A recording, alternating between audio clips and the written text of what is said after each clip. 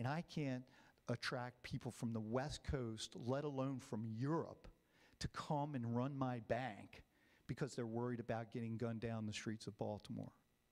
Unless you do something about that murder rate, all of this is meaningless. All of this stuff that you're trying to do is just talk.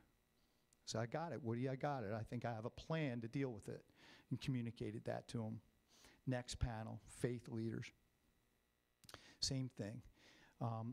What ails our congregation, not just from a public safety standpoint, but a demoralizing affect.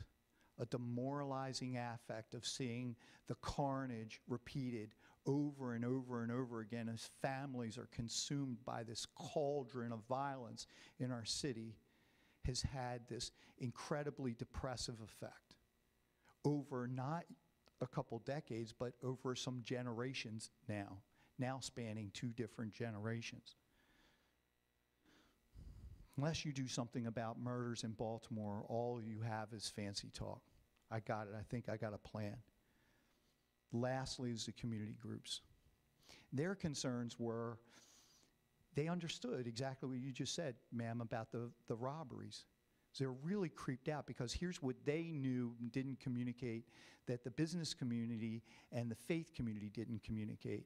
Because I think that they're like at a different level from the problem.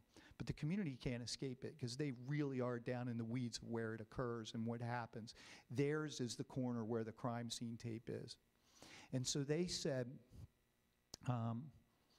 look, I have a pretty good roadmap of how to avoid getting shot and killed in this city. Don't engage in prostitution, don't buy crack, and don't join a gang. It's fairly simple. It's a pretty easy strategy. You don't have to learn marksmanship or buy a bulletproof vest. If you stay out of those kinds of areas of trouble, you could largely avoid it. Largely. But what has happened is it has cast such a pall on Baltimore. What I've worked so hard for all of my life, this house in Curtis Bay, this property in Northeast Baltimore, my house that my mother lived in and now I live in, is almost worthless. I'm trapped here. And the neighborhoods are in decay, and I'm watching the people that have the financial wherewithal leave, and I'm stranded in an island surrounded by vacant, decaying properties. And so for me, it's not just a financial loss, it's the loss of my nest egg. I have nothing to borrow against for my kids' college tuition. I have nothing to borrow against for my retirement. It's a financial thing. So unless you do something about homicides in Baltimore, all you have is fancy talk, and we appreciate your passion. But we'd rather have somebody do something about homicide. Message received loud and clear, 2007. November, I got the job, 2007. 2008, cut the homicide rate. 2009, cut the homicide rate. 2010, lowest homicide rate in 27 years. Lowest homicide rate in 27 years last year. The lowest juvenile mortality rate in 30 years. In 30 years. It's incredible.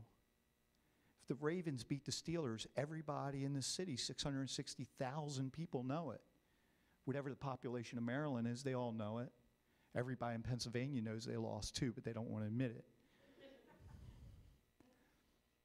There aren't maybe 5 people in this room that realize that successively these years, 08, 09, 10, and now we're on the verge of 11, historic lows in the very crime that all those groups agreed on were so important, so dramatically important. If you lump all of that together, we're missing or at the point of creating a pendulum swing one way or the other. If someone is smart enough to figure out how to harness not that good news, I don't think you change the dynamic, and you certainly can't change economic development based on good news. The people who lend the money need to see a bottom line. They need to be able to forecast a future that says, sure, if I build this high-rise luxury, these luxury condominiums, people are really going to have the financial wherewithal to live there. Or if I invest in this business enterprise down here. Any of you know this man, Pat Turner? Any of you know him? Incredible, innovative man with an incredibly optimistic view of the South Branch of the harbor. If you saw those plans, it would just blow you away. He hired a man who has built one of the largest modern sculptures in North America to build one right here on the South Branch of the harbor that's clearly visible as you travel along 95 and loop in, come into the city.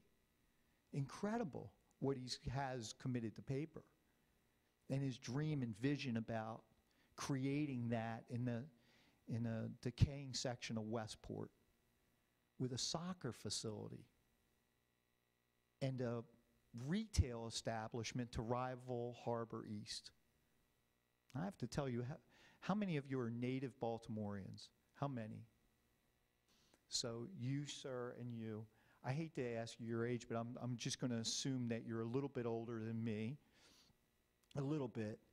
But I got to think you're old enough to remember that McCormick Spice Company occupied the space of the Hyatt. I got to think you're old enough to remember the dairy